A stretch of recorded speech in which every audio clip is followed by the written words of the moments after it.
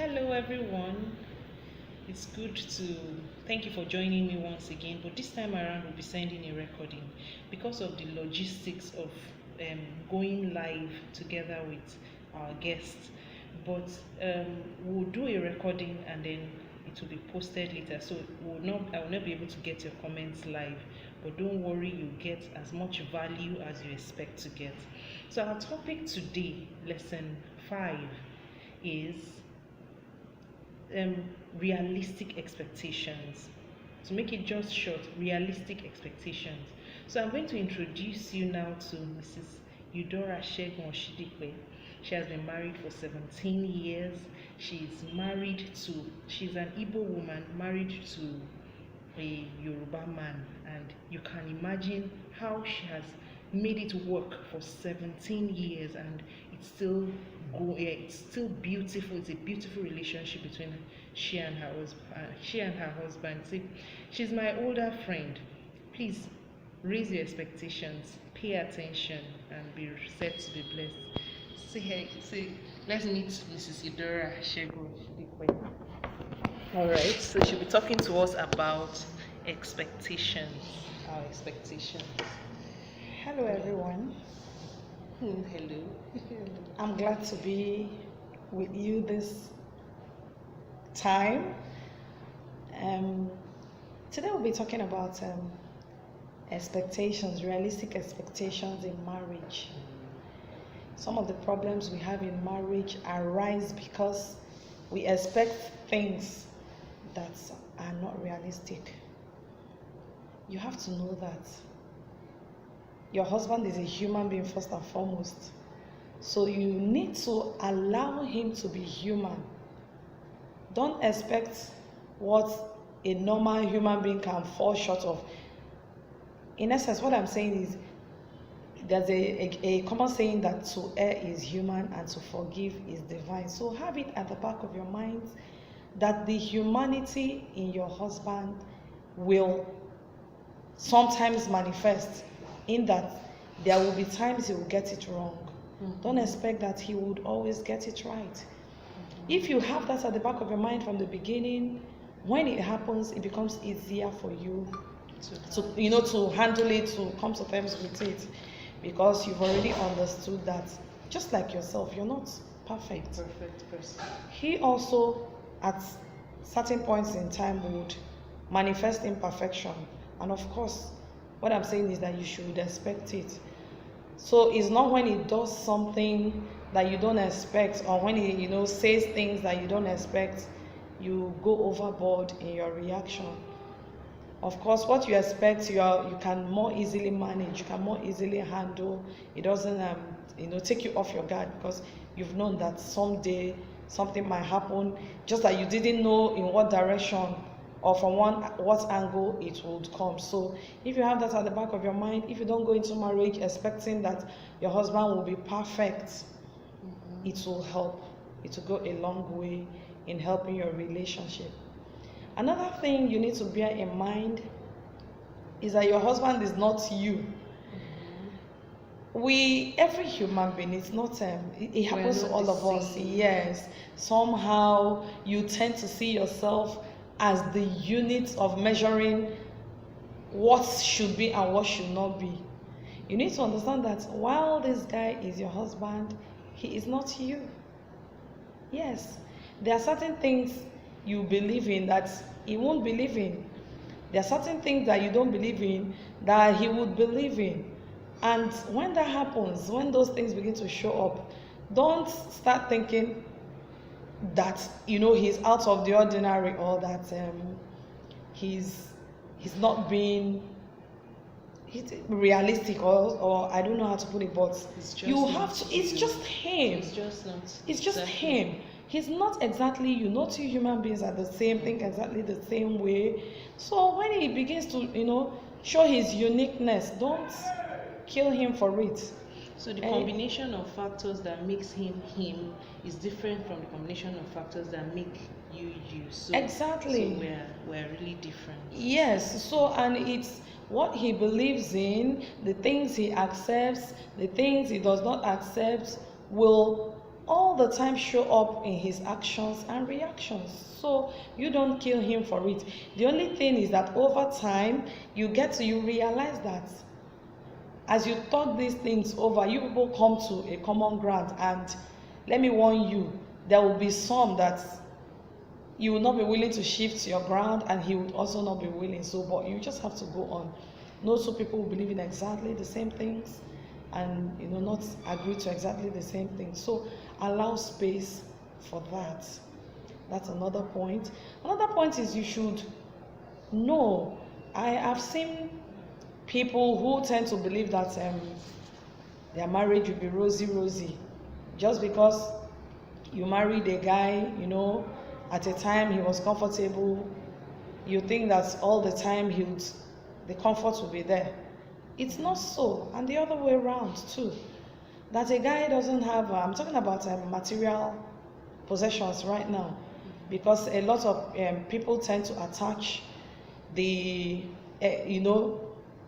existence or the having of the possession of the person they want to marry, the possessions of the person they want to marry. They tend to consider it before they marry, and you find a lot of people not wanting to marry somebody who is not rich and all of that. Yes. So know that when you marry that rich man, there could be low times. There could be times that something could happen, and that wealth that you saw could fizzle out. And likewise, even that person that is not rich, when you marry him, people grow. His wealth will grow if he manages it well, and you help him to manage it, and together you would grow. So when your husband is having his low times, don't kill him. It's just a normal cycle in life. If you have the wherewithal at that point in time, support him. This marriage is for better, for worse, except you're deceiving yourself. That's when, once you say I do, you're saying I do to whatever is going to come up in the future. Nobody knows what it is that'll come up. But you're simply saying I do, I'm buying into this guy, in totality. I'm buying into his flaws, I'm buying into his wealth, I'm buying into his poverty, I'm buying into everything about him, everything that will come his way. So that's what it is. And when things are somehow not the way you want, I encourage you to, at that point in time, take it easy, work it out. It's God has given us the power to make wealth. God gives us the power to make wealth. Work it out together with your husband. Don't let it start bringing fracas between you just because things are no longer the way they used to be financially.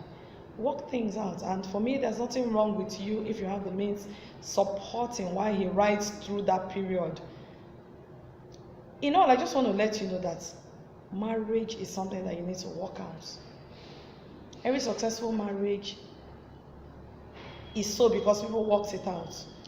If you leave it to chance, nothing just happens. True. Marriage doesn't just happen. Marriage requires a lot of working out. If you make up your mind from inception that, look, this marriage is going to work, I'm going to put in my best, whatever it will take for me to make it work, I'll put it in.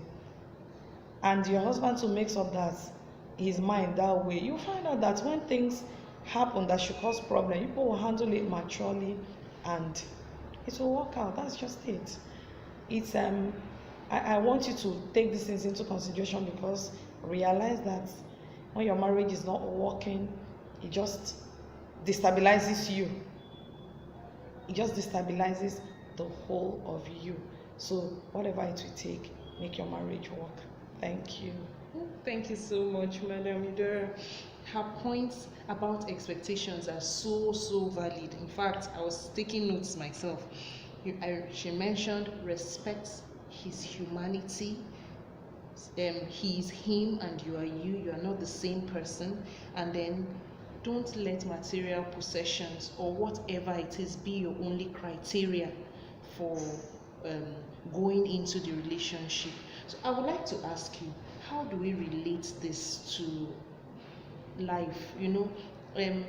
Managing expectations and life, not only in marriage. Some of us watching may not be in a marriage relationship, but in our day-to-day lives, how do we relate managing expectations managing these expectations of people, probably of situations. Like I would like, if I may, we should respect other people's humanity. Yeah. You know, knowing that people make mistakes, and so quickly let go, right? Allow, Yeah. quickly forgive. Do you want to say anything? You know, in managing the fact that people are human, Yes. it doesn't, it's not really about offenses. It's just so. God created us differently. And that thing you're taking as an offense, you find out that that person didn't really mean to offend you. Hasn't it happened to you?